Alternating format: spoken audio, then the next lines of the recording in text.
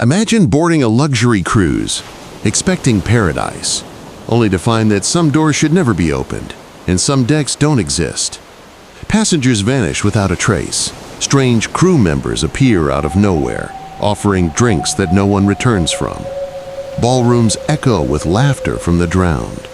And the ship seems alive, bending reality itself. Every story you're about to hear has been meticulously verified.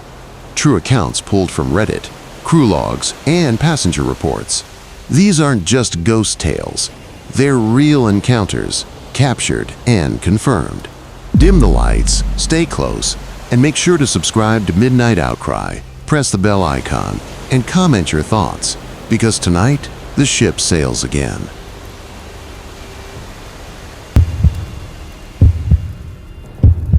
Story 1. I woke to the smell of salt and metal. Not the usual sea air, but something thick, almost clinging, like the ship itself was breathing around me. The hum of the engines was off, uneven, more like a pulse than a constant thrum. My name is Elliot Harris, 32, freelance photographer from Boston. I booked this cruise after months of working nights and missing birthdays and anniversaries. I wanted solitude, the kind you can only get lost at sea. Introverted, anxious, but usually logical until that first night. I remember the announcement clearly. Tonight's exclusive midnight gallery will begin at 11 p.m. All art enthusiasts are welcome. It wasn't unusual. Ships always had late-night events, but something about the tone, clipped and echoing, sent a chill down my spine. By 10:45, curiosity and a strange sense of foreboding had me leaving my cabin. The corridors were unusually quiet. Usually there was laughter, footsteps, music filtering from the lounges. Tonight, nothing. Just the soft groan of the hull and the occasional drip of water. I found the gallery door locked. The brass plaque read, "Private viewing, crew only," but the door was ajar, just a crack. And behind it, I swear I heard someone humming a tune I didn't recognize. Sweet, lilting, but slightly off, like it was underwater. I stepped closer, and the air shifted. Cold, damp, a faint smell of wet canvas and rotting wood. The humming stopped, replaced by the soft scuff of shoes on polished floors. I peered through the gap. No one was there, or so I thought. Then I saw it, a painting on the easel, freshly painted, though no one was around. The scene depicted the very corridor I had just walked through, only darker, warped with shadows where there shouldn't have been. In the painting, a figure lurked behind a door, its face blank, yet somehow smiling. A soft voice whispered from behind me, "Would you like to see more?" I spun around. Empty hallway, but the door creaked wider, inviting me in. My instincts screamed to run. My curiosity, perhaps my foolishness, pushed me forward. And that's when I noticed the faint glow of other paintings along the wall, all depicting places I hadn't visited yet, or maybe hadn't existed. Each frame pulsed slightly, as if breathing. I should have turned back. I didn't. As I stepped closer, I realized something truly terrifying. The people in the paintings, they were moving. Slight shifts in posture. Tiny gestures. And every face was familiar. Passengers I had seen earlier in the dining hall, smiling normally, now painted here in twisted realism, eyes following me. A shiver ran down my spine. This wasn't just an art gallery, it was alive, and I had walked straight into it. I couldn't tear my eyes from the painting. The figure in the hallway, blank-faced yet grinning, shifted ever so slightly, leaning closer with every heartbeat. My rational mind screamed, "It's just paint, it's just art." But the instinct in my gut, the primal sense that something was very wrong, made my legs tremble. I took a step forward. Another painting caught my attention. A dining hall I'd been in earlier, but the chairs were overturned, and the tables were slick with something dark, almost reflective. I could see movement in the reflections, people who weren't there when I had walked past, and each time I blinked, the figures moved closer, edging toward me. The humming returned, soft, seductive, coming from nowhere and everywhere. I thought about leaving, retracing my steps to my cabin, but the corridor behind me was gone. The walls stretched, impossibly long, lined with frames that had not been there moments before. I was trapped in a maze of art. A faint scratching sound echoed through the gallery, behind the walls, under the floor. I froze, listening. Something small and wet scuttled across the polished wooden floor, and then a whisper, "See yourself in the next frame." I turned, and the largest canvas in the center of the gallery had not been there before. It depicted a cabin corridor. I could swear it was mine. Empty, silent, except for a small figure at the end. A man in a crew uniform, holding a tray of drinks, his face obscured. He raised a hand. I wanted to run, but my feet refused to obey. The paintings around me seemed to pulse, breathing in time with the hum of the ship. Then I noticed my own reflection in one of the frames. Not quite right. My eyes were hollow, and my mouth stretched into a grin that I didn't recognize. Panic surged. I spun, trying to find the exit. Doors that had been behind me now led to nothing, just blank, featureless walls. I realized the gallery was changing around me. Each step forward warped the space further. The paintings shifted, showing new rooms, new faces, people who had been passengers, crew, even strangers I'd never met, all staring, waiting. I stumbled, and my hand grazed a canvas. The surface rippled like water. My reflection stared back, grinning wider. My own voice whispered from the frame, "Don't leave me." Somewhere in the distance, laughter, childish, warped, almost musical, echoed across the gallery. The faint scuffing of shoes returned, slow and deliberate. I realized then that the gallery was alive. It was not just the art. It was feeding on the fear, on the attention, on the souls it trapped inside its walls. I spotted a small door in the corner. A crew member leaned casually against it. Not one I recognized, new, perfectly uniformed, smile wide and empty. "You shouldn't be here," he said, voice sweet but hollow. "Come. Just one sip. See the rest." The amber glow from his tray pulsed, drawing me like a moth. The laughter swelled, surrounding me, wrapping me in warmth and ice at the same time. I had to make a choice. Step forward and surrender, or risk running blind into a labyrinth that had no exit. I hesitated, staring at the tray of drinks the crew member held. The amber liquid shimmered unnaturally, like molten sunlight. Every instinct screamed to run, yet some invisible pull, a mix of fear and curiosity, rooted me to the spot. I remembered my camera in my bag. Maybe if I documented this, if I proved it, someone could believe me. Hands shaking, I fumbled for it. The moment my fingers brushed the strap, the paintings around me shivered, faces distorting. Some of the passengers' eyes widened in terror. Others grinned, grotesquely, mouths opening wider than physics allowed. A soft, almost imperceptible whisper came from one of the frames. "Don't leave yet." I turned, heart pounding, and the gallery had transformed. What had been a wall was now a corridor. The air grew colder, damp seeping through my shirt. My footsteps echoed against floors that weren't solid, sometimes giving way to a wet squelch, as if the gallery itself had a heartbeat. Ahead, the crew member's form flickered. For a fraction of a second, his uniform was tattered, his face skeletal beneath the grin. He disappeared, then reappeared closer, always holding that same tray.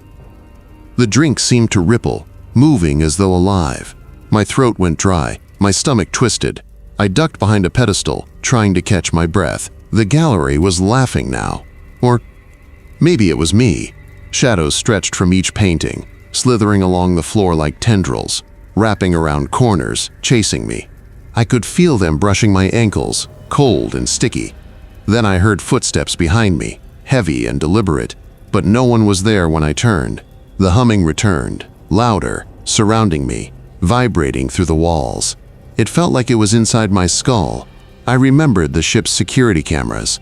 Maybe the crew would see me, maybe someone on the bridge would notice. But as I ran toward a door marked exit, I found the hallway behind me stretched endlessly. doors multiplying, numbering shifting in impossible sequences. And then the whisper again. Join them. It's warmer here. I stumbled into another room. It looked like the dining hall, but upside down in places. Chairs hung from the ceiling. Tables floated, glasses spinning in mid-air. A faint music box melody played from somewhere, dissonant and off-key. I blinked and froze. At the center, a group of passengers sat at a long table, faces serene but lifeless. They raised glasses as if to toast. And in the chair at the head, the crew member grinned wider than ever. A tiny note fluttered past my shoulder, landing at my feet.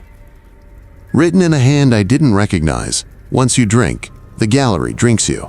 My pulse spiked. The walls were closing in.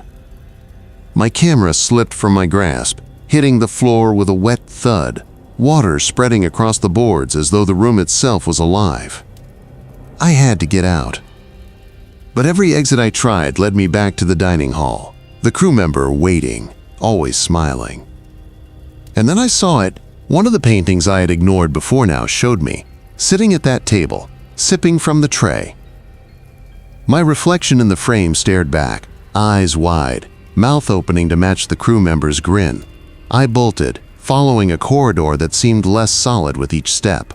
The laughter, the whispers, the hum, all converging, wrapping around me like chains. Somewhere in the distance, a voice called my name. Human, urgent. Maybe a passenger, maybe just the gallery toying with me.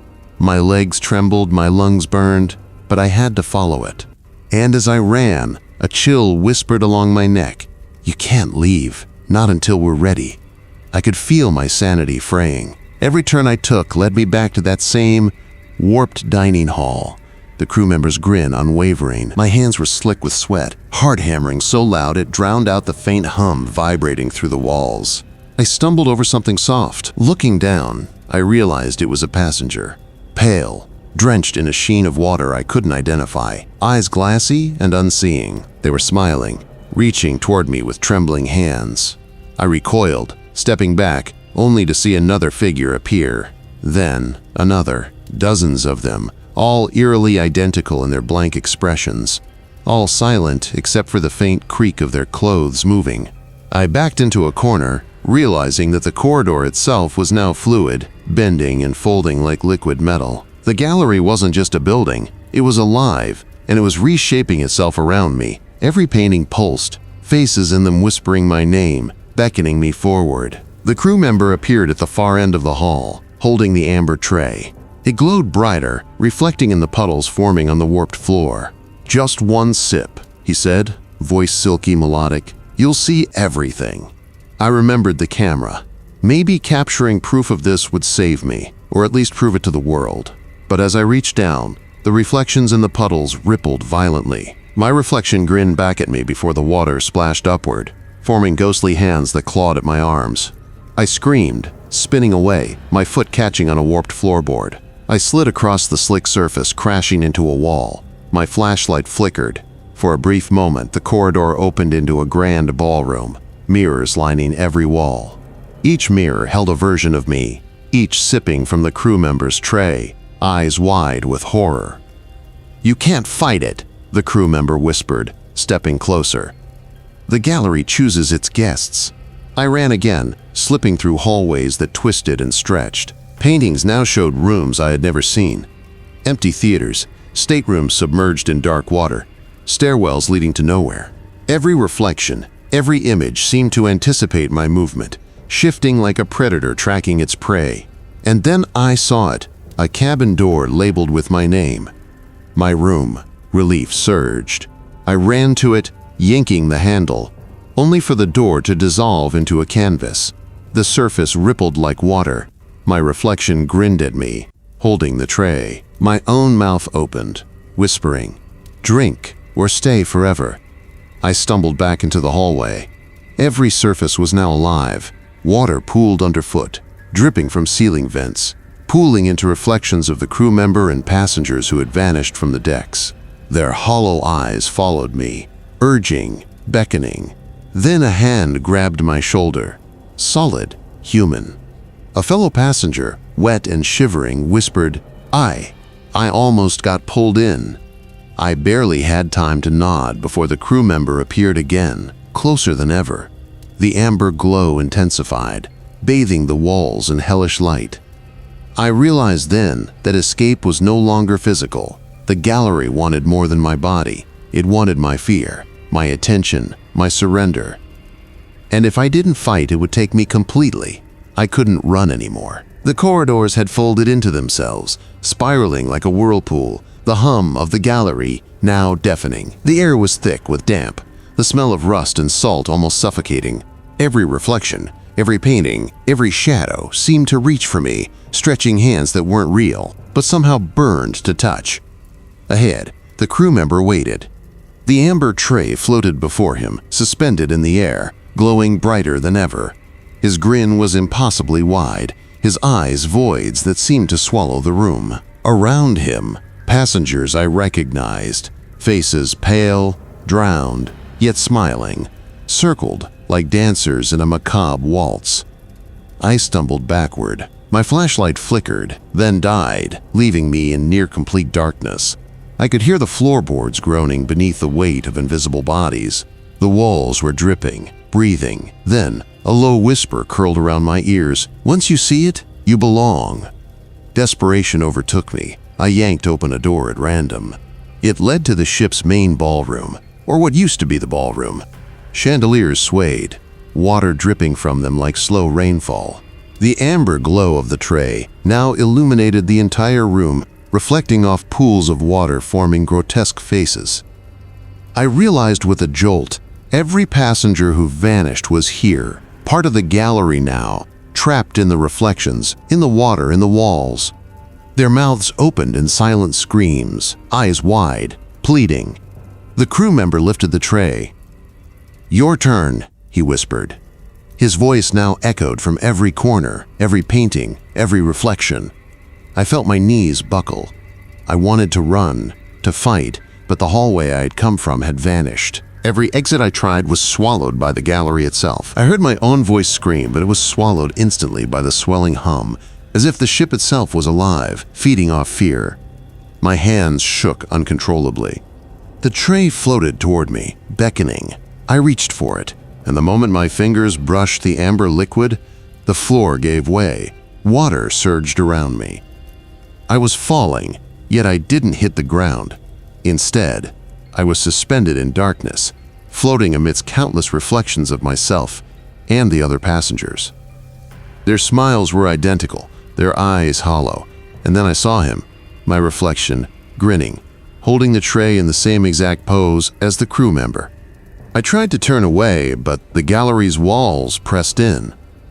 The whispering chorus of trapped passengers filled my mind, their voices a mixture of terror and delight. "Drink, stay, belong," I screamed, reaching for anything real. My fingers grazed the amber liquid again, and it rippled like a black mirror. Then, silence. Complete, suffocating silence, broken only by the soft drip of water somewhere distant. I opened my eyes. The ship seemed normal again. The hum of engines, the faint chatter of passengers, the scent of sea air. Everything looked ordinary, but I knew it wasn't. Somewhere, deep in the back of the ship, the gallery waited. And I could feel it, always watching, always patient. I fled to my cabin, locked the door, but when I looked into the mirror, my reflection grinned wider than it should, and behind it, the tray floated, amber liquid glistening. And I knew it wasn't over.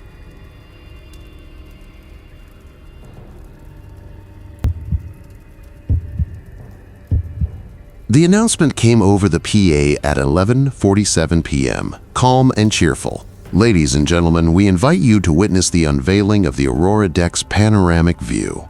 Please join us at the observation lounge." I froze. Aurora Deck? The ship's deck map stopped at 11. I was in cabin 703, halfway down the starboard side, and I'd walked these halls twice today. There was no Aurora Deck. I'm Mason Reynolds. 32, freelance journalist from Seattle. I'd taken this cruise partly for the scenery, partly to escape the grind of deadlines, and partly for the thrill. Reporting on luxury liners sometimes meant strange encounters, though nothing like this. Introvert by nature, I'd always preferred quiet corners, my camera, and a notebook. But something about the voice over the PA made the hair on my arm stand on end. Curiosity outweighed caution. I left my cabin, flashlight in hand, as the corridors stretched empty and silent. The normal hum of engines was there, but it felt subdued, as though the ship itself were holding its breath. I checked the elevator. It read, Deck 11. Aurora Deck wasn't an option. I started walking. The hallways twisted oddly, or maybe my mind was playing tricks. I passed cabin after cabin, each door identical, the numbers seeming to shift when I glanced again. A faint glow came from beneath the last door on the starboard side. I approached, heart hammering, and saw it, a faint reflection of a deck outside, moonlight dancing on water. But when I reached the window, the walls were solid steel. I shook my head, too tired, too much wine earlier in the evening. I continued, flashlight beam cutting through the darkness, every step echoing unnaturally. A soft tap sounded behind me. I spun, nothing there. Then another, closer. I didn't dare look back. The observation lounge door appeared suddenly, as though it had grown from the corridor itself. Its brass plaque read, Aurora Deck, Private. My hand trembled as I reached for the knob. Inside, the room was impossibly large. Moonlight spilled across polished wood floors, chandeliers dangling but unmoving, and the walls seemed to stretch farther than physics allowed. At the center, a figure, a crew member in formal attire, stood pouring drinks into crystal glasses. The moment he looked up, our eyes locked. His smile was polite, practiced, but it didn't reach his eyes. No one else was there. The chairs were empty, the glasses were filled. And the hum of distant music vibrated through the floor. A whisper brushed past my ear. Welcome to the deck that shouldn't exist. I wanted to leave, but the pull toward the center was magnetic. I stepped closer, heart racing, notebook and camera forgotten. Each step echoed, like it might shatter the room. The figure poured another drink and placed it on a table. I could hear faint giggles, but there were no children. The walls themselves seemed to pulse with them. I realized with a jolt that every reflection in the mirrors lining the lounge was wrong. My own image lagged behind, eyes wide, hands trembling, moving independently. The crew member tilted his head, watching me. It's ready for you, he said softly. I wanted to run, but I felt frozen. The air thickened, salty and sweet at the same time, and the whispers grew louder. Shadows flickered in corners where no lights existed.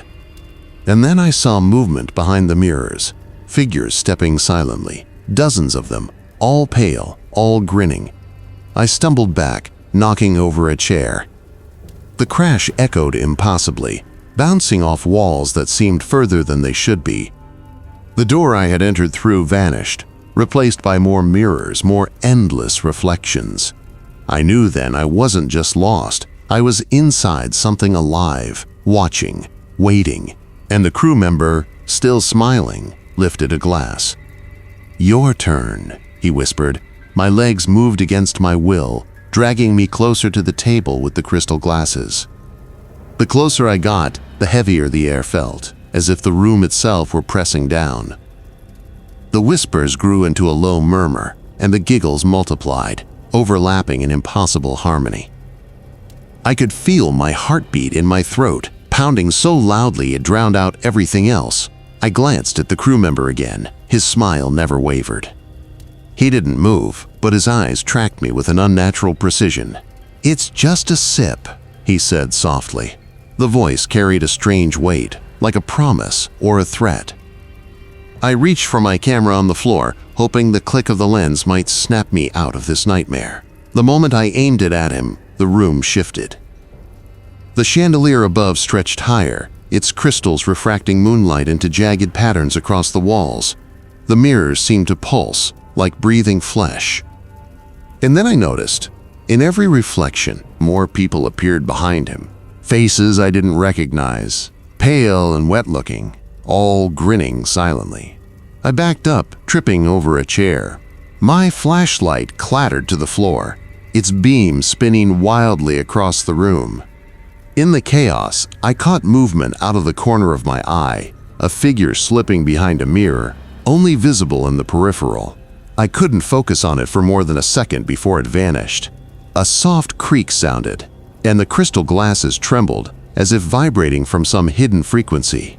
One tipped over on its own, spilling a silver liquid that evaporated before it hit the floor. I swallowed hard. I should have run, but my feet were glued to the polished wood. "Take it," the crew member whispered again, stepping closer. The reflection behind him swirled, creating a tunnel of infinite space. I saw myself in it, not my body, but a twisted version with hollow eyes, reaching out toward him. Panic surged, and I wrenched myself free from the hypnotic pull. I ran toward the nearest wall, hoping to find the door. My hand slammed into solid glass. It wasn't a door, it was a mirror. My reflection stared back, but this time it smiled first. Then the other figures appeared, ghostly yet tangible, all moving toward me in unison. The whispering grew louder, almost intelligible. Words sliced through my mind. "We've been waiting for you. Don't leave yet. Join us." I stumbled backward and pressed myself against the far corner. The room seemed to stretch, the ceiling rising higher than it should. The chandeliers swayed slightly, though there was no breeze. Shadows from the figures flickered across the walls, morphing into shapes I didn't want to understand. In a sudden moment of clarity, I grabbed one of the glasses on the table, not the one nearest the crew member, but another at the far edge. My hand trembled as I lifted it, half expecting the liquid inside to move like it was alive. The room froze for a heartbeat, and then, just as suddenly, everything went silent. I realized the mirrors were gone. The endless reflections, the figures behind them, all gone. The room looked normal again. Except for one thing, the glass I was holding had emptied itself, but my hand still trembled. And then, a soft clinking sound, like silverware on china, echoed from the far end of the lounge, where no table existed. I turned, and the crew member was gone. The whispers remained, faint but persistent, circling the room like a predator. My mind raced. I had to leave. I had to find a door. But the observation lounge, once confined, now seemed endless, stretching farther than any normal architecture should allow. I remembered my subscription line voice note, half recorded before this whole madness. If you're listening, take a second to subscribe to Midnight Outcry. It helps keep stories like this alive, I muttered under my breath, a strange comfort in repeating something familiar. The clinking grew louder, and shadows flickered across the floor. The room's walls seemed to pulse like a heartbeat. I realized I wasn't alone again. Something else was coming from behind, moving silently across the floor, keeping pace with me. I had no choice but to move forward. Every step echoed, but the sound felt wrong, like it was delayed, overlapping with itself, as if the space I was in was a loop. I needed to escape this infinite lounge before I became part of it. A faint doorway appeared at the far end, glowing dimly, just enough to guide me. I ran toward it, ignoring the whispers and the soft, wet footsteps behind me. My foot caught a loose floorboard, and I stumbled, scraping my hands across the polished surface. Pain burned my palms, but I didn't stop. I reached the doorway. My hand touched the knob. The whispers crescendoed into a screeching chorus. I twisted the knob, and everything went black. I woke up on the floor of what looked like a normal corridor. The polished wood of the observation lounge was gone, replaced by the dull gray of service hallways. My flashlight flickered weakly in my hand. The air was damp, metallic, the smell of seawater strong. Nothing moved. No crew member, no ghostly reflections. I took a deep breath and tried to steady my pulse. My legs ached from running, but I forced myself forward. Every step echoed unnaturally, bouncing off walls that felt too close, too narrow. I remembered the strange doorway I had seen, the one that glowed at the far end of the lounge, and wondered if I had been pulled into some parallel layer of the ship. The ship's PA system crackled, then a distorted, whispering voice came through. "Welcome to the real voyage." I froze. The voice was familiar yet wrong, like someone had recorded a crew announcement and stretched it across time. I pressed onward, hoping to find a stairwell or elevator. Around me, small details made the hair on my neck stand up. One wall had a ship map, but the decks were numbered strangely. 1, 2, 3, then 13, 14, 15. Decks I had never heard of. A tiny notation at the bottom said, "Passengers lost will find their way here." I paused, trying to process the writing. My hand shook as I touched the map. The hallway behind me creaked. Something heavy moved on the metal floor. I spun around. Nothing. But a shadow flickered in the corner of my eye, retreating just out of focus. I heard the soft, rhythmic clink of glasses again.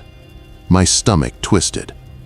The sound was coming from above, as though the observation lounge had somehow leaked into this lower service deck. I had to stop thinking and just move. A maintenance door stood slightly ajar. Beyond it, a narrow staircase spiraled downward. I didn't know what was below, but it seemed safer than the hallway. I descended carefully, the stairs creaking under my weight. Each step echoed like a drumbeat in the silence. Halfway down, I heard footsteps behind me. Slow, deliberate, not matching my pace. I didn't dare look. My heart thumped so hard I thought it might break my ribs. The stairs ended in a small service room, dimly lit, filled with crates and barrels. The smell of salt and rust hung thick. Then I noticed one crate in particular. Unlike the others, it had a small keyhole, and lying on top of it was a single glass, half full, with that same silver liquid. My stomach turned. I didn't want to touch it, but some primal part of me knew it held the answer, or the trap. A soft whisper came from the corner. "Take it." The voice wasn't just behind me, it was inside my head. I shook my head violently, trying to clear the sound. The door behind me banged shut with a metallic clang. My flashlight flickered. Then I saw movement in the shadows. Figures emerging from the darkness, all humanoid, all wet, but not like waterlogged passengers. Their eyes glowed faintly, pale and hollow. Following my every move, one stepped closer, and I could see the glint of a ring on its finger, an old wedding band, corroded by seawater. I realized these weren't crew members or passengers. They were something else, something trapped by the ship, tied to it by some long-forgotten curse or accident. They whispered in unison, their voices overlapping, "Drink or join us forever." I stumbled back, my hands brushing the crate. The glass wobbled, then tipped slightly, spilling the silver liquid. It hissed as it touched the floorboards, evaporating instantly. The figures hissed in response, circling me. Panic surged, and I grabbed a nearby barrel as a makeshift shield. Then, a memory flickered. My own voice, recording a note earlier. "If you're listening, take a second to subscribe to Midnight Outcry. It helps keep stories like this alive." Repeating it now felt like a lifeline, grounding me against the madness around me. The figures advanced, and I had only one chance: the crate. The keyhole seemed to beckon. My fingers shook as I tried to find a key. My mind raced. I didn't know if opening it would save me or doom me. But standing there, with the figures closing in, I had no choice. The keyhole seemed to pulse under my fingers. I had no idea where the key came from, but somehow it was there. Cold metal resting against my palm. I hesitated. Everything inside screamed not to use it, but the whispers, now a low chorus, urged me forward. "Open it. Join us. Don't resist." My hands shook violently as I inserted the key. It turned smoothly, almost too easily. A click echoed in the cramped service room. The crate lid creaked as I lifted it, and a faint silver mist rose from within. I coughed, stumbling backward. The figures froze, tilting their heads in unison as if recognizing some unseen authority. Inside the crate, I saw an intricate arrangement of objects: nautical maps, a journal soaked in water, and a small, tarnished medallion. The journal's pages fluttered despite the still air, One page stood out, water-stained, but the words were clear.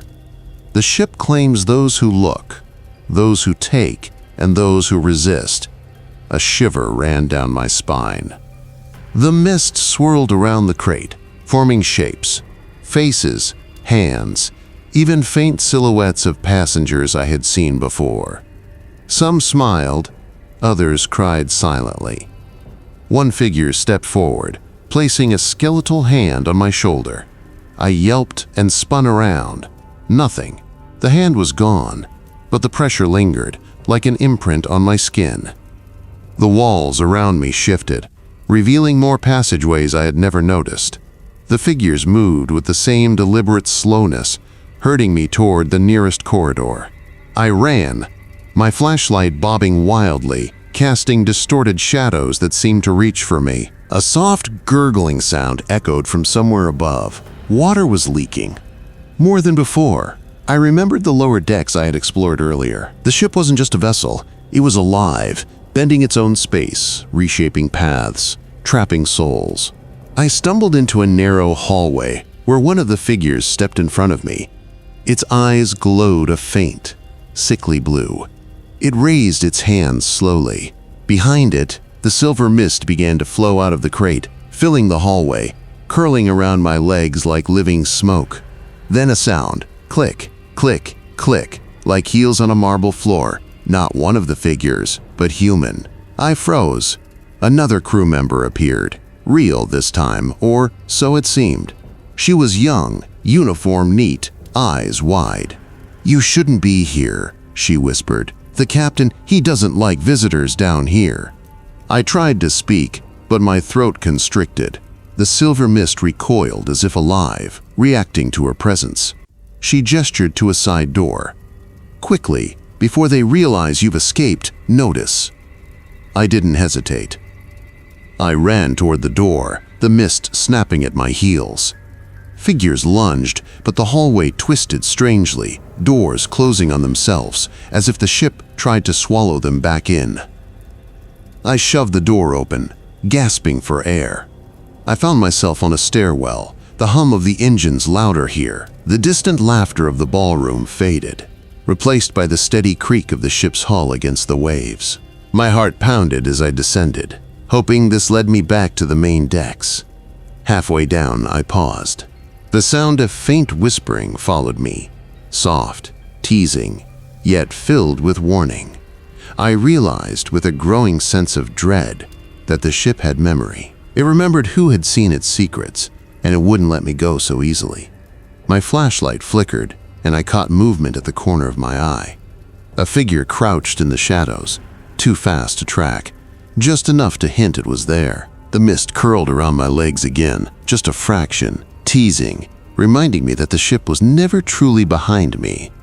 At the bottom, a hatch led back to the crew corridor. I hesitated. I could hear the soft clink of glasses from above, faint but persistent. The lounge was alive again, the crew member still somewhere, waiting, smiling. I swallowed and stepped through the hatch. The corridor stretched normally, mundane, almost reassuring. But the whispers lingered, soft as breath against my ear. I didn't look back. I emerged from the hatch into what looked like a normal hallway, but the air was thick, humid, and carried that faint metallic scent of seawater. My flashlight flickered weakly, casting long, twitching shadows on the walls. The soft clinking of glasses echoed faintly above me, but there was no music, no laughter, just the hum of the ship, slow and deliberate. I tried to move quickly, but my legs were leaden, as though the floor itself resisted me. The corridor seemed longer than memory allowed, stretching endlessly into darkness. Tiny droplets of water fell from the ceiling, each one hissing quietly as they hit the metal floor. My pulse raced. Something in the distance moved, just at the edge of perception. A figure, tall, thin, shifting in and out of focus. I remembered the crate, the silver mist, the faces of the trapped figures with glowing eyes. They weren't gone. I could feel them, surrounding me invisibly, teasing, whispering. My own name echoed softly. "Alex, Alex." A door appeared, solid wood, old-fashioned, like it belonged to another era of the ship. The same soft laughter I had heard before slipped through its cracks. I pushed it open. The ballroom. Not the one I had known, not the one mapped in brochures. This was warped, impossible. Chandeliers swayed above an ocean of black water instead of polished floorboards. Tables floated, glasses tipping and spilling their silver liquid endlessly. Figures, passengers, crew, all pale, wet, and smiling, danced in a slow, unnatural rhythm. Their eyes met mine, and there he was, Mark, or the thing that had been him, standing at the center, a glass raised. "Welcome back," he whispered, voice stretching, impossibly, resonating in my skull. I realized then, the ship didn't just trap people. It collected them, reshaping them, bending them into its own reflection. Those who drank, those who entered forbidden decks, those who lingered too long, all became part of it. Their humanity bled away, leaving only the shell the ship required. The silver mist rolled toward me. I turned to flee, but the ballroom doors had vanished. The stairwell I had just climbed led nowhere. Every corridor twisted into another version of the same flooded hallway, endlessly repeating, echoing my screams. I could hear whispers merging, soft as silk, terrifying as the grave. "Join us. You are ours now," I stumbled, falling into the black water. It wasn't deep, not fully. It clung to me, cold and alive. The hands of figures reached for me, not menacingly but invitingly, as if I had been expected. My flashlight spun in the water, reflecting twisted images of familiar faces, smiling, yet drowned. I screamed, but my voice dissolved into the hum of the ship. I kicked, clawed, but it was impossible to escape.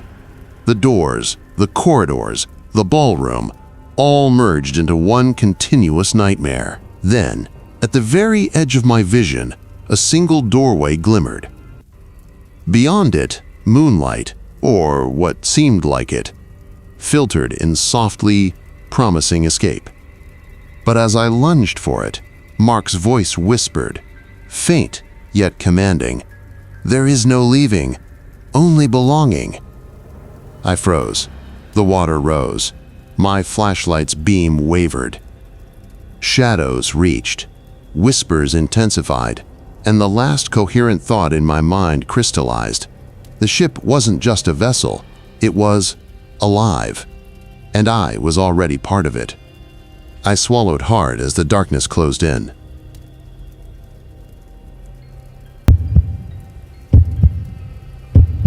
The music started softly, almost inaudible at first, like someone strumming a piano in a dream. But I could hear it from my cabin, drifting through the vents. It was midnight, yet the ship was supposed to be quiet. My name is Ethan Cross, 32, marine biologist from San Diego. I booked this cruise after the lab I worked at shut down. Needed a break from reality, something to reset. Introverted, cautious, always second-guessing. But the lure of the ocean had me ignoring my instincts that night. I stepped out onto the corridor. The lights flickered, casting elongated shadows that seemed to bend around the corners. The smell of polished wood, mixed with sea salt, filled the air. That faint, haunting melody beckoned from the upper decks. As I moved closer, I noticed something strange. The doors along the hallway were all closed, yet faint laughter and clinking glasses seemed to seep through the walls. It was like the passengers were there, but not really. I reached the grand staircase leading to the observation lounge. The music intensified, vibrant, joyous, but no one was around. Just the lights, shimmering over the polished floors. My stomach churned. Something wasn't right. A shadow passed in the corner of my eye. I turned sharply. Nothing. Only the soft echo of footsteps that weren't mine. I whispered to myself, maybe it's just a private event, staff rehearsal. But then the first voice spoke, clear and unnervingly close. "You're invited." I froze.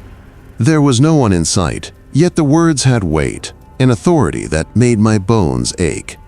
The doors at the lounge slowly creaked open. A golden glow spilled out. My curiosity warred with every instinct screaming to turn back. I stepped inside. The room was lavish, untouched by time, chandeliers dripping crystal light over tables laden with untouched food, bottles of wine with labels faded and curling. The music swelled into a full orchestra, but still, no one was visible. And then they appeared. Silhouettes at first, forming around the tables. Men, women, children, all smiling, dressed as if the 1920s had collided with the present. Their eyes glimmered too brightly. Their movements were fluid, but strangely mechanical. A waiter glided forward, carrying a tray of glasses filled with a sparkling amber liquid.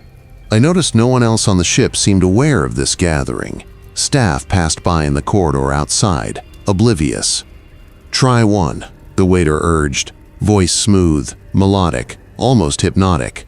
I held my glass, hesitant. My gut screamed danger, but my hand moved before I could stop it. The moment the liquid touched my lips, the world tilted. I blinked, and the room had changed. The walls pulsed like skin. The ceiling stretched higher than possible. The music warped, laughter distorted. Figures that had been smiling now stared with hollow eyes. One by one, they began to disappear, vanishing into thin air as though they had never existed. I stumbled back, the glass shattered in my hand. The shards glinted under the chandeliers, reflecting twisted versions of the guests. I realized then that those who drank were never seen again. I turned to flee. The doors slammed shut. The waiter's smile widened, impossibly wide, as he whispered, "We've been waiting." I pressed my back against the wall, heart hammering, every instinct screaming to run. The golden glow from the ballroom pulsated like it had a heartbeat of its own. I could still hear the distorted music, layered over faint whispers that made no sense but seemed urgent. I tried the door nearest me. Locked. No key, no handle, nothing. Just polished wood that wouldn't budge. The sound of footsteps echoed behind me, soft at first, then heavier, like something was pacing in time with my own heartbeat. Ethan. The name wasn't my own voice. It was melodic, hollow, and threaded with mockery. My stomach turned. I ran down the corridor, searching for a stairwell, but the ship's layout seemed different now. Hallways twisted impossibly, turning back on themselves, staircases leading to ceilings, doors opening into walls. The normal order of the cruise ship had vanished. At one point, I glimpsed another passenger, a young woman with a wide smile, holding a drink identical to the one I'd spilled. She waved at me. Her eyes were empty, reflecting light like deep water. Then she disappeared as I blinked. I tried the nearest cabin door, expecting safety, but inside was the reflection of the ballroom. The same distorted music, the same mechanical guests. I recoiled, stumbling back into the corridor. I found a vent slightly ajar. Crawling inside, the metal walls were slick with condensation, and every drip echoed like a gunshot. I peeked out at the next hallway, empty, too quiet. A shadow moved across the floor, too fast to track. I heard soft, wet breathing just behind me. Pushing forward, I stumbled into a crew corridor I had never seen before. Lights flickered overhead, and a low hum of machinery filled the air. Oddly, it smelled clean here, sterile. But then the smell of salt and decay returned, stronger, as if the ship itself was layered in different worlds, overlapping. I paused. A piece of paper fluttered across the floor. I picked it up, a note scrawled in elegant, looping handwriting. "They don't leave once they arrive. Choose wisely." A chill ran through me. I tried to ignore it, focusing on escape, but then the sound returned. The footsteps. Faster, multiple pairs now. Shadows loomed around corners. I felt them watching, anticipating. I ducked into a storage room. Empty. Until I realized the crates weren't filled with supplies. They were filled with personal belongings. Photos, passports, small trinkets. things that had belonged to passengers who had gone missing earlier in the cruise. The lights flickered. I saw a movement in the reflection of a stainless steel panel. The young woman from before, but more distorted, her smile stretching unnaturally.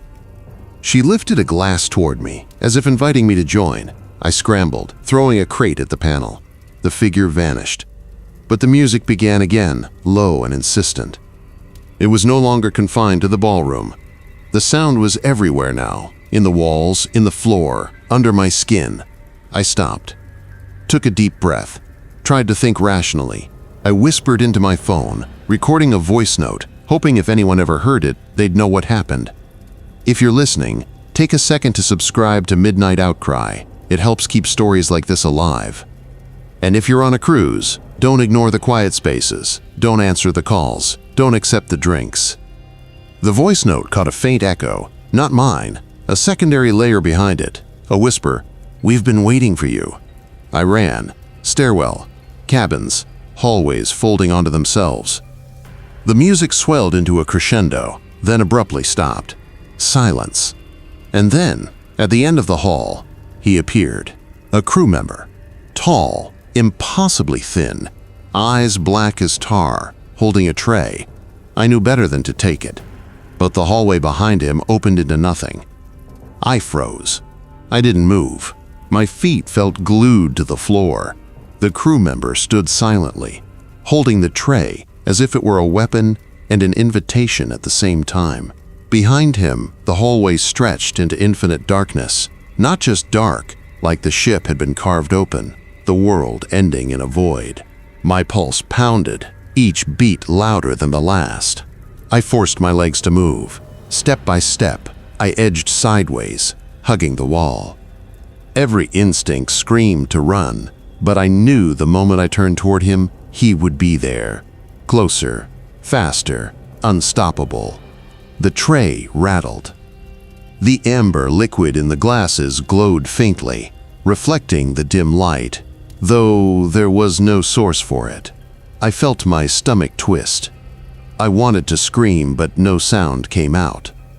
A whisper skated across the wall. "It's easier if you just drink." I stumbled into an alcove. The corridor bent impossibly, leading into a mirrored room. My reflection stared back at me, except it wasn't me. My reflection held a glass, smiling with hollow eyes. I recoiled. The door behind me slammed shut. Panic turned into calculated desperation. I searched the room. There was a small maintenance hatch. I pried it open and slipped inside. Metal walls, tight space, smell of rust. I crawled, my flashlight barely cutting through the darkness. Then the sounds began, soft footsteps above, then below, circling. I realized the ship was aware. Every creak, every echo, every vibration of the metal floor was synchronized to my fear. A faint light appeared ahead. I reached it. A service elevator. I pressed the button for the upper deck. The doors groaned open. Empty. Relief washed over me until I stepped out. The deck wasn't the deck I had entered before. It was foggy, colder, emptier. Waves crashed over the rails, though I could see no ocean, just black mist. And then I saw them, passengers, standing still, as if frozen mid-step. Their eyes followed me. One moved, slowly, smiling, holding a drink. My breath caught. They weren't alive. Not really. I bolted, tried to find the real upper deck. The fog thickened, swallowing the lights. Every turn I took, the passengers reappeared, closer, faster. Their whispers intertwined into a single chilling chorus. Drink, stay, forever. I ducked into a lifeboat storage bay, hoping it was a dead end for them. But the doors slammed behind me. I was trapped. The amber glow from the drinks reflected in every corner, shimmering over the lifeboats. My phone vibrated. A message. No signal should have reached me. It read, "We saved a spot for you." A chill ran through me. I realized it wasn't just the crew member, it was the ship itself. Every deck, every corridor, every cabin now conspired. Escape wasn't a choice. It was an illusion. The lifeboat bay door slammed behind me with a force that rattled the metal walls.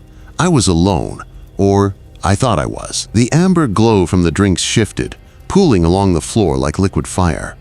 I crawled toward the far end, my hands scraping against the wet metal. A sound made me freeze. A single soft tap, like a glass on a table. Another tap echoed behind me, faster this time, closer.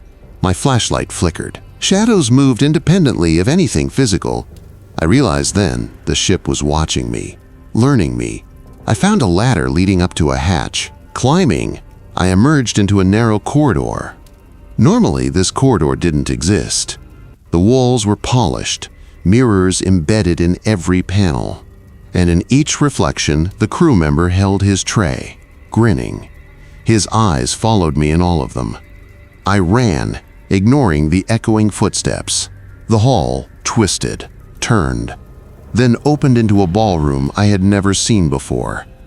Chandelier crystals refracted the amber light, casting dancing specters across the room. But no guests were there. Only the music, the clinking of glasses, the laughter, all eerily empty. A whisper skated past my ear. "Sit, it's your turn."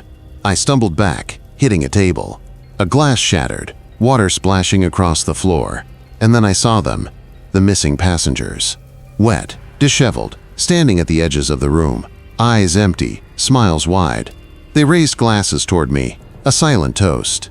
I turned to run, but the doors weren't doors. They were waves. Each one lapped at the floor, then receded like the tide of a deep ocean. The music intensified. And there, at the center, the crew member, taller than before, eyes black voids, the tray gleaming with amber liquid. "Just one sip," he whispered, voice echoing in the cavernous room. "Then you'll understand." I shook my head, bolting toward the nearest exit. The room stretched impossibly, elongating as I ran. The reflections of the drowned passengers multiplied. The doors twisted into the walls.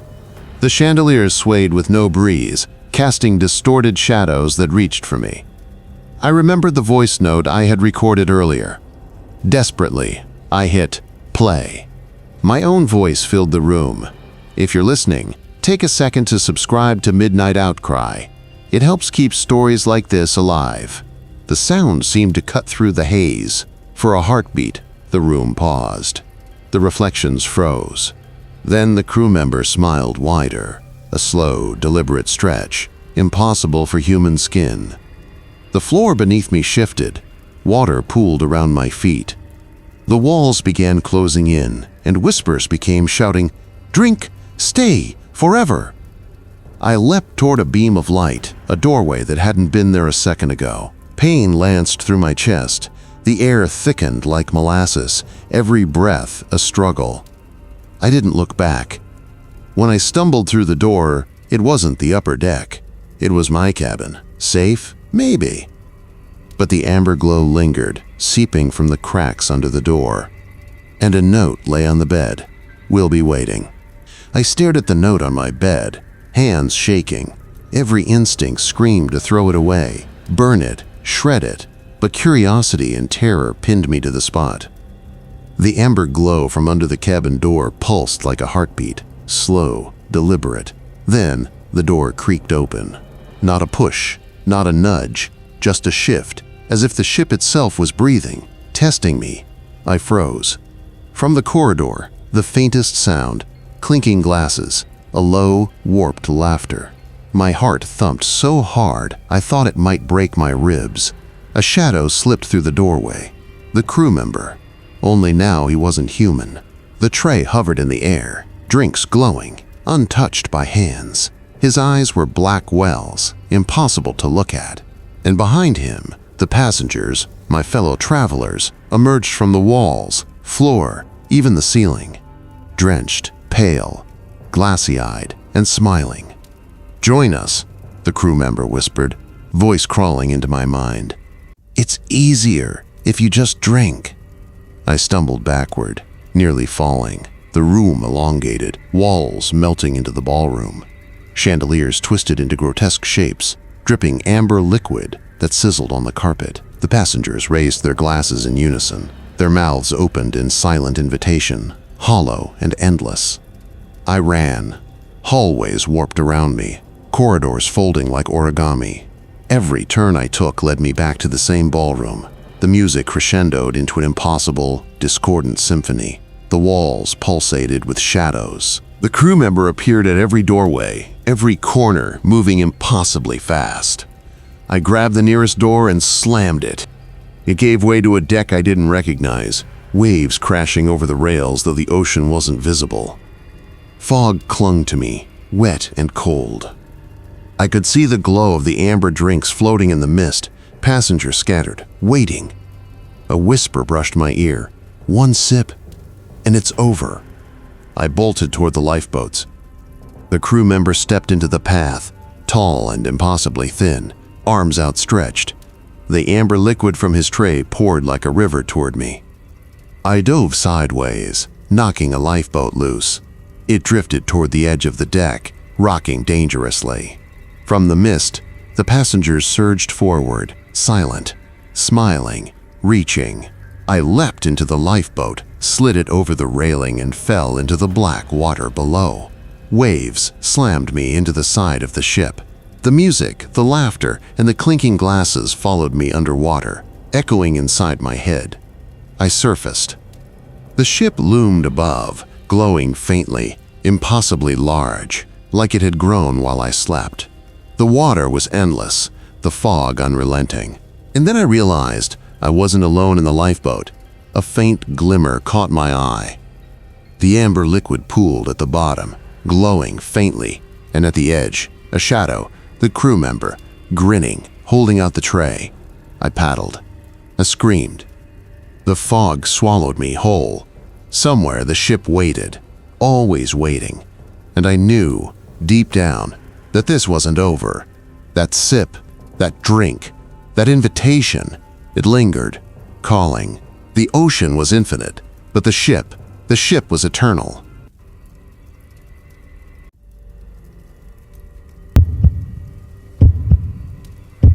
I still remember the first night I saw it, the lighthouse, a lone beam slicing through the thick fog, sitting atop a deck that wasn't on any map. The announcement had never mentioned Deck L, and yet there it was, glowing faintly, like a heartbeat in the darkness. My name is Elliot Marston. I'm 32, a freelance photographer from Seattle. I booked this cruise to escape the grind, to capture the ocean in its endless moods. Adventurous, stubborn, a little anxious around enclosed spaces, but nothing could have prepared me for this. I wandered the upper decks late at night, camera slung over my shoulder, when the fog thickened unnaturally. Suddenly, the lighthouse appeared out of nowhere, its lights spinning slowly, almost beckoning me closer.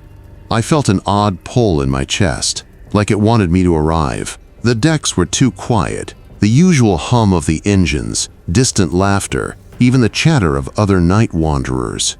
Everything was gone. Even the fog seemed alive, curling around my ankles as I approached. I thought I heard whispers riding the wind, but when I turned, no one was there. A crew member passed me in the corridor, a tall man in a dark uniform, but when I blinked, he vanished. No one else seemed to notice him. I reached the stairs to this phantom deck. The door wasn't on the plan, wasn't on the directory, and yet the keycard reader lit up at my touch. A soft chime invited me in. My hand shook as I swiped, heart hammering. Inside, the lighthouse room was small and circular, walls lined with damp metal. The smell of sea salt was overpowering, with a faint acrid tang, like rusted iron mixed with smoke. The light spun from a brass lantern that looked centuries old, casting distorted shadows across the walls. On the far wall, a faded plaque read, Deck L, for those who arrive before the storm. I didn't understand what it meant, but water dripped rhythmically from the ceiling, echoing like a slow drumbeat. I set my camera down, intending to take a photo, but when I looked through the lens, the room seemed to shift. Shadows stretched and twisted. The lantern's glow revealed silhouettes of passengers in vintage attire, frozen mid-motion, pale faces with wide, empty smiles. Soft music and distant laughter carried through the room, though it remained empty. A chill ran down my spine. My flashlight flickered. In the corner, a figure leaned against the wall. a man in a captain's coat, eyes black and unnaturally reflective. He didn't move, didn't speak, yet I felt him studying me. I wanted to leave, but curiosity rooted me to the spot. I reached for the door, and it slammed shut behind me. The lighthouse lights spun faster, faster, until the shadows on the walls stretched into shapes I couldn't recognize. Somewhere above, the ship's horn wailed, warped and out of sync, echoing impossibly far, like it was meant only for me. I realized then that this deck wasn't supposed to exist, and everyone who had stepped onto it before, they had never returned. I barely slept that night, if you could call it sleep. Every time I closed my eyes, the spinning lighthouse appeared behind my eyelids, casting its pale beam across a fog I couldn't shake. I kept my camera beside me, like a talisman, hoping it could capture something real, something tangible, to prove I hadn't lost my mind. Morning came, but the sunlight was muted, almost wrong. Deck L had vanished. The stairs I had entered through led only back to the empty corridor, lined with familiar cabins. Yet the lingering chill, the scent of salt and rust, remained on my clothes. I met Clara Jensen, a passenger from Chicago, during breakfast. She was mid-30s, cheerful but with a curiosity that mirrored mine. She mentioned seeing odd lights near the upper decks, faint music echoing in the hallways late at night. I thought I was imagining it, she admitted, eyes flicking nervously toward the ceiling, but it felt alive somehow. We agreed to investigate together, planning to wait until nightfall. The crew seemed oblivious to any unusual activity, though occasionally I caught glimpses of a tall man in a dark uniform, always disappearing when I looked directly. By 11:30 p.m., fog had rolled back in, thicker and almost glowing under the deck lights. Clara and I slipped past the sleeping corridors, heading toward where I had first seen the lighthouse. The air smelled metallic and damp, heavier with every step. Then we saw it. Deck L had returned, as if it had never left. The keycard reader glowed, inviting, almost pulsing. I swore I could hear the faint echo of footsteps above, though the deck above was empty.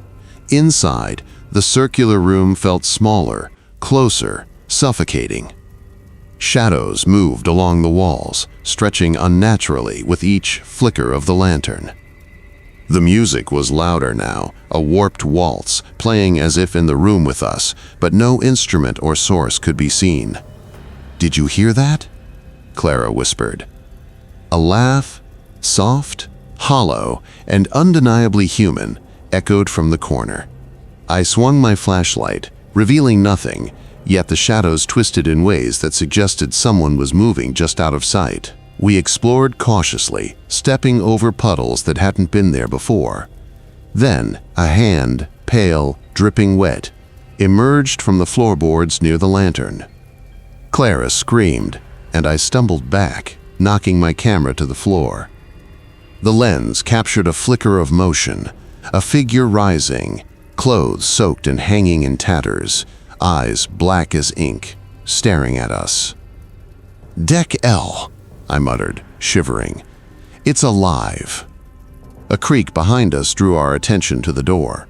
It was closing on its own, slow and deliberate. We ran to push it open, only to find the corridor had changed. Hallways twisted impossibly, numbers on cabin doors repeating in patterns that didn't exist. Each step echoed like we were sinking into water. I remembered the voice from the lighthouse, soft and impossible. "You're here. You've been chosen." I glanced at Clara. Her eyes were wide, reflecting the same terror I felt. The lantern flickered violently, and for a brief instant, I saw dozens of faces peering at us from the walls. Passengers from previous cruises, trapped forever, smiling as if nothing were wrong. The lighthouse beams spun faster, illuminating the entire circular room. Each rotation revealed figures stepping closer, reaching out, yet dissolving into shadow when I blinked. My heart pounded, my breath shallow. Somewhere deep in the ship, a horn sounded, a distorted, almost mocking echo, though no one was on deck. The water-like puddles beneath our feet rippled as if something beneath was moving, waiting, I gripped Clara's arm tightly. "We need to get out now." As we scrambled toward the door, the spinning light of the lantern seemed to follow us, casting long, impossible shadows that lunged at our heels. I stumbled, falling hard, scraping my hands on the wet metal. The sound of soft footsteps surrounded us, circling, closing in, yet no one was visible. And then we heard it, a whisper, dry and cold, right next to my ear. "You can't leave." "Not yet." We didn't speak as we navigated the impossible corridors. Each hallway seemed to stretch forever, doors repeating themselves in numbers and designs, like the ship was mocking our very presence. I kept my hand on Clara's shoulder, feeling her tremble. The fog from the upper decks had crept inside, curling along the floor like it had a mind of its own. The lantern's beams still spun overhead, and every rotation revealed faint glimpses of passengers who should have been long gone. Faces pale as driftwood, eyes hollow yet staring directly at us. One figure raised a hand, a silent beckoning that made my stomach churn. I stumbled backward, nearly falling into a puddle that wasn't water but something thicker, darker. "Keep moving," Clara whispered. Her voice quivered, but there was determination there too. She was braver than she realized. I glanced around, no exit in sight.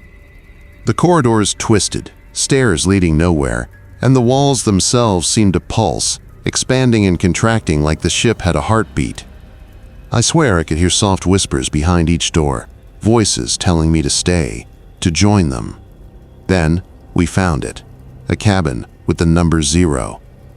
The door was slightly ajar, glowing faintly. Inside, the air was warmer, almost suffocating. A music box sat in the center, spinning on its own, playing a haunting lullaby. The melody wrapped around us like chains. Clara gasped, "That music, it's following us." I noticed papers scattered across the floor. Old manifests, crew logs, and passenger lists from decades ago, all listing names I recognized from the shadows in the hallways. My pulse spiked. Each name disappeared the moment I tried to read it fully. A sudden splash echoed from the ceiling above, then another. Water rained down, not from leaks, but as if the ship itself wept.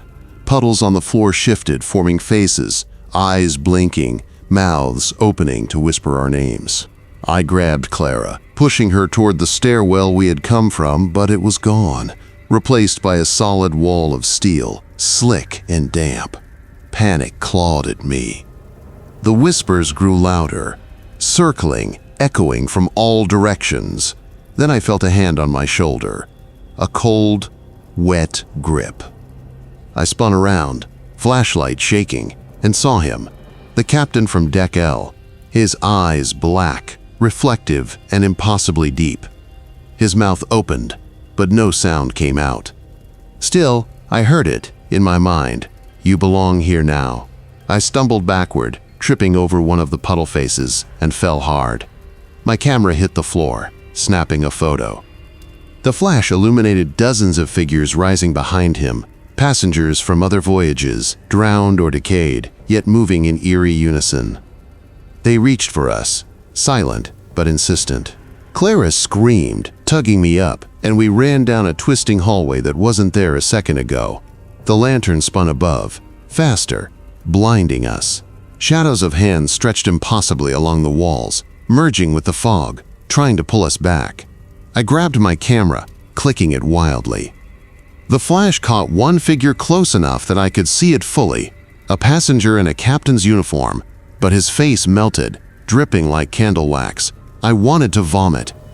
Suddenly, the whispers stopped. Silence fell, heavy and suffocating. The fog swirled to reveal a door ahead. I didn't know if it led out, but I had no choice. Clara and I sprinted toward it. As we reached for the handle, the walls shifted again. I heard a laugh. Not human, not mechanical, but perfectly clear, echoing inside my skull. No one leaves Deck L. I yanked the door open, and for the first time, we saw the night sky. Stars twinkled above the railing, the familiar ocean stretching endlessly. Relief surged until I noticed the fog swirling around the upper decks. And floating above the water, faintly glowing, the lighthouse beam spun, scanning the ship. Something was coming, and it was looking for us. The railing beneath my fingers was slick with condensation, but I didn't stop. Clara's hand gripped mine tightly as we ran along the deck, our shoes splashing in puddles that seemed to appear and vanish with each step. The ship creaked in protest, the metal groaning like it carried centuries of grief. Above us, the lighthouse beam spun, scanning every corner. Its light was brighter than it should have been, cutting through the fog with surgical precision. I could feel it in my chest, like it was searching my very heartbeat, Clara whispered, trembling. Do you think anyone else has survived?" I shook my head, though the truth terrified me. Every time I looked back, shadowy figures lingered at the edge of the fog, half seen, watching. They didn't move forward, but the way the fog swirled around them made it impossible to tell if they were alive or dead. We ducked into the main hallway, the familiar corridors of the passenger decks, or what I thought were familiar. The carpet felt wrong underfoot, soaked and curling at the edges. Door numbers repeated, mismatched, and a soft melody floated from behind cabin 19. I froze. The music wasn't from the speakers, it was from inside the walls. A child's laughter echoed through the vent above, high-pitched, warped. My stomach turned. Clara grabbed my arm. "Keep moving!" We made it to the grand staircase. The railing was icy, slick, and the stairs seemed longer than they should have been. The ship's hum was quieter here, almost dead, but in the silence, I heard dripping water. No, something heavier, like footsteps in slow rhythm. Then it appeared. The elevator door opened on its own, glowing dimly. I knew we shouldn't, but instinct overrode reason. I pulled Clara with me, and we stepped inside. The numbers on the panel didn't make sense. Deck 13, Deck 7, and Deck L. My stomach sank. I pressed the button for Deck L, the lighthouse deck we were trying to escape. The elevator hummed and lurched, then stopped. The doors opened, not onto a deck, but a narrow corridor. Damp stone walls, carved like an old cathedral. I could hear them behind us, the drowned, the melted faces, the whispers from every voyage. They weren't chasing, they were herding us towards something. A faint glow appeared at the end of the corridor. I ran, my flashlight bouncing over walls slick with condensation. The glow revealed an archway etched with words I couldn't understand, but I felt them. Stay, belong. Clara gasped as a hand brushed her shoulder. I spun, nobody there, only shadows folding in on themselves.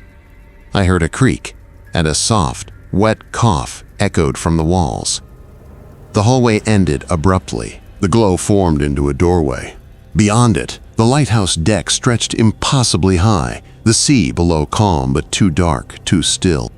And at the center of the deck a figure stood, the captain from before, eyes black, uniform tattered but immaculate, holding a lantern that cast no shadow.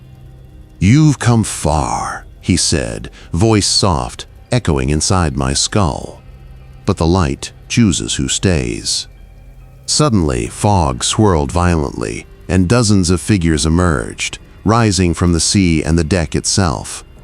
They reached for us, hands dripping, faces smiling impossibly wide. I pulled Clara back, but her foot slipped. Screaming, she almost fell. I grabbed her just in time. I tried to run, but the deck extended infinitely ahead. The captain lifted the lantern. The beam hit me square in the chest. My body froze.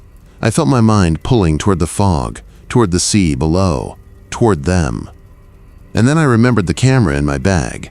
I pulled it out, snapping photo after photo. Each flash made the figures hesitate, flicker like holograms. I realized this was their weakness. Light, reality, proof that we still existed outside their realm. Clara whispered, barely audible, "Do you think we can make it?" I didn't answer. I kept snapping. The captain's smile widened, and the figures lunged closer. The fog pressed in, cold and wet, whispering my name. I felt a hand on my shoulder, a cold, wet grip. I spun, empty. The grip lingered, not human, not tangible, yet I could feel it pulling me, bending me toward the railing. The lighthouse beam spun, one last time, illuminating something I hadn't noticed before. The entire deck was surrounded by mirrors, reflecting the fog, the sea, and the drowned. Infinite reflections. There was nowhere left to run. And then I realized the lantern's glow was spreading, the shadows recoiling, the whispers fading, but the beam of the lighthouse, it wasn't scanning the ship anymore. It was scanning us. The last thing I remember before being pulled toward the fog was Clara screaming my name. The cold, wet hand wrapping around me and the captain whispering softly, "You can never leave the light, not now."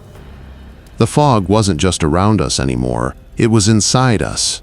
Each breath tasted like brine and decay.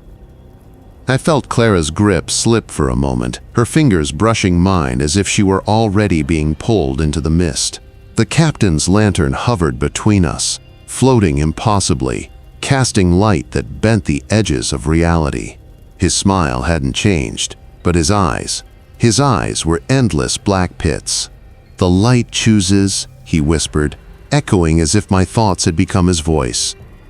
I stumbled toward the mirrors, hoping to use them as a shield.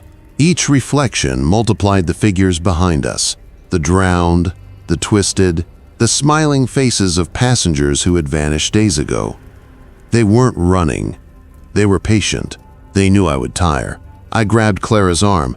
"We need the elevator," I hissed, but the corridor back didn't exist. Only fog, mirrors, and the lighthouse deck stretching infinitely, each plank soaked, each railing warped.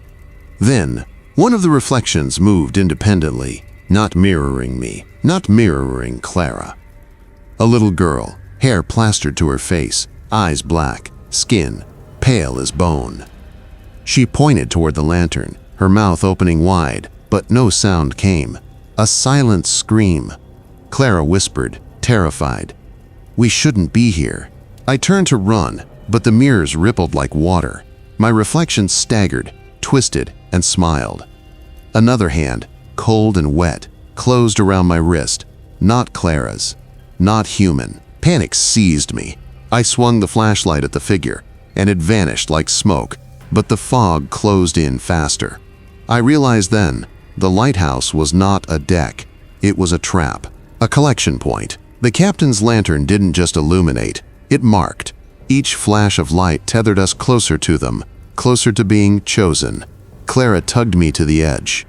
I could see the water far below, calm but black, endless. One misstep, one slip, and it would claim us instantly.